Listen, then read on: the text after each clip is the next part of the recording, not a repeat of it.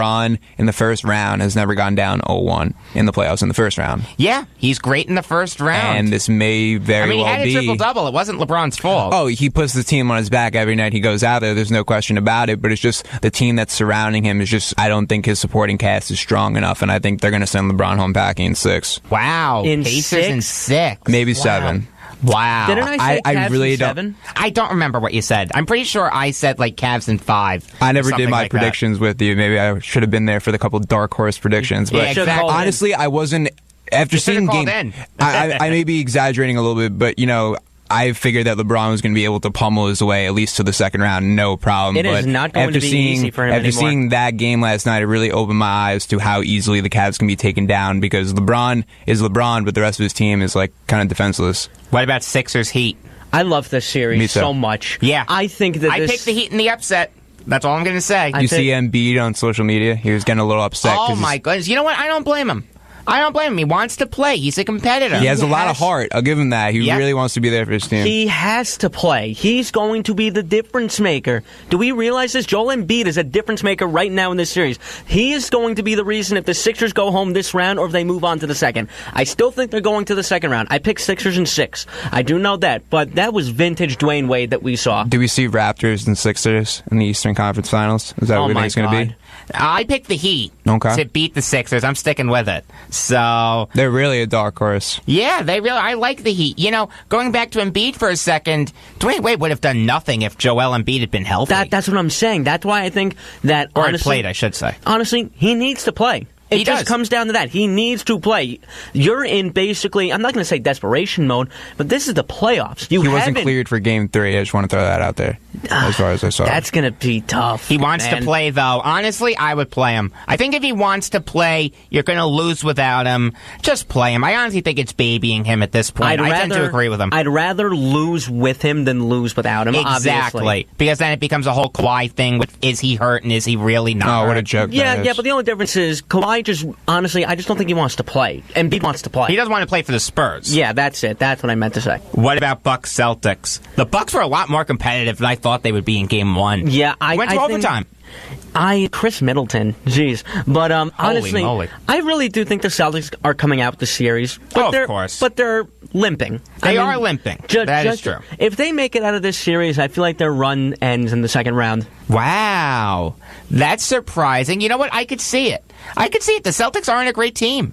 They're really not. They're Especially without Kyrie Irving And Gordon Hayward, who too. just started walking again like a couple weeks ago.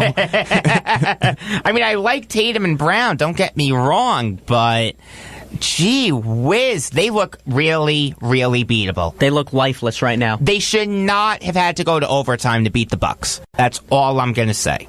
You're listening to Beyond the Game on the voice of Nassau Community College, 90.3 WHPC. We are live twice a week, Tuesdays at 5 p.m. and Fridays at 3 p.m. I'm Jacob Volk. Sitting across from me, Eric Fischetti and Joe Ardita. Number to call if you have something on your mind is 516-572-7440. And we're making our Western Conference NBA playoff analysis now. What about Rockets Timberwolves? A 3-point game. Game 1 was a 3-point game. I have a really good stat I want to pull here. I saw this earlier. So, Game 1 usage for the Timberwolves, meaning not like their time on the court, but how they were being used, touching the ball, etc.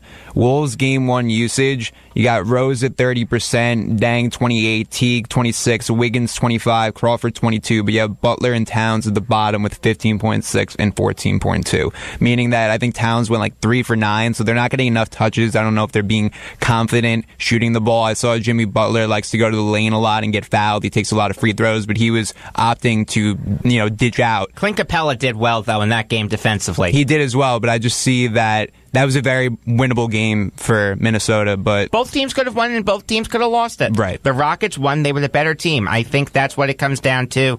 And James Harden with 44 points. The guy's amazing. he's cooking. Oh, he's a beast. He's a chef. He's an absolute beast. That's an understatement, calling him a beast. He's more than a beast. He's a super beast, if that's even a thing. A super beast, okay. Super beast. All right, Rick James. What about Thunder Jazz? I think that these are going to be 4 very competitive games. Yes. Thunder sweep. Really? Thunder sweep. You really think a sweep after only losing by 8? Honestly, yeah. I think that the Thunder, I'm not going to call them an overwhelming favorite. You got 3 superstars on the same team. And Donovan Mitchell's going to play hurt. He is going to play her. Okay. You know what? You're making sense with the sweep. I'll give him a game. And also, I'll by give the the way, Jazz a game. By the way, that? I did mention on Friday that I did also say a Thunder sweep, and I'm not changing it. I may have actually said a Thunder sweep, but after you said Thunder in 5, I think. I said Thunder in 5? Okay. I don't remember what I said, to tell you the truth. But after seeing the final score of this game, I feel comfortable giving the Jazz a game. Donovan Mitchell, man, the guy's a beast. He's my runner-up for Rookie of the Year. I think I'll go with Ben Simmons over Mitchell. Yeah. What about Trailblazers Pelicans? I like the series too. This was an incredible game. It was a 2-point game. It was a great game. That's what the NBA Don't be needs. surprised if the Pelicans steal Game 2. What is it, tonight or tomorrow? Game 2 is sure. tonight. I mean, I think it's amazing that without DeMarcus Cousins, that there's still like a powerful force. I'm telling ya, Boogie and Davis can't play together. You mean they can't get along, or they can't? I just don't think they're good together. I don't think they mesh well on the court. And I think DeMarcus Cousins should be traded. So it's a chemistry issue. Okay. That's just that's my opinion. I mean, the Pelicans thrived when Boogie got hurt. I mean, you know, it's the eye test. The eyes don't lie. It's that simple. We touched on it a little earlier, but what about Warriors Spurs? This is a joke. This really is. I mean, I was really looking forward to seeing Kawhi coming back, locking down Kevin Durant, maybe locking down Steph Curry. But now, I don't know what the guy's doing. The guy's being a selfish piece of you-know-what. I feel like we're all going to say that the Warriors should win this series handily. Can we talk about Kawhi for a second? Okay. What is the deal with him? I don't understand. He's been cleared to play from the Spurs, but he wanted to get a second opinion, which the Spurs were all for. And you know what? That's fair. I can understand that.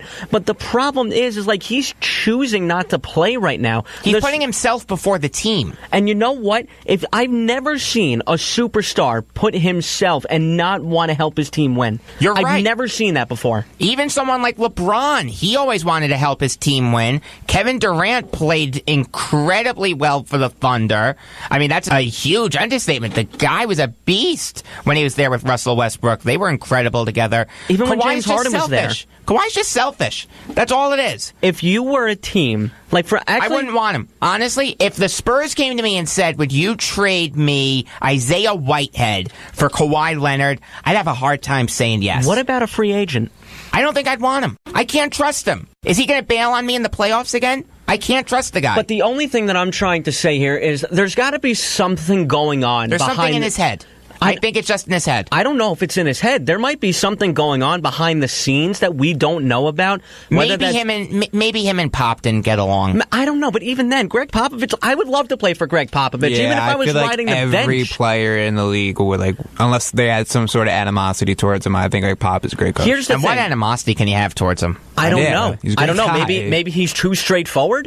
I would like a coach like that. Transparency is so great. He That's does not honestly, pull any punches. No, but honestly, definitely Jacob, not. I will tell you this. If Kawhi walks when San Antonio possibly lets him, you can't see him going to Brooklyn because of Sean Marks? I just wouldn't want him. I can't trust the guy. Is he going to play in the playoffs for me? If he's going to play in the playoffs for the Nets, yes. But I don't know if he's going to. That's my issue. I can't trust the guy.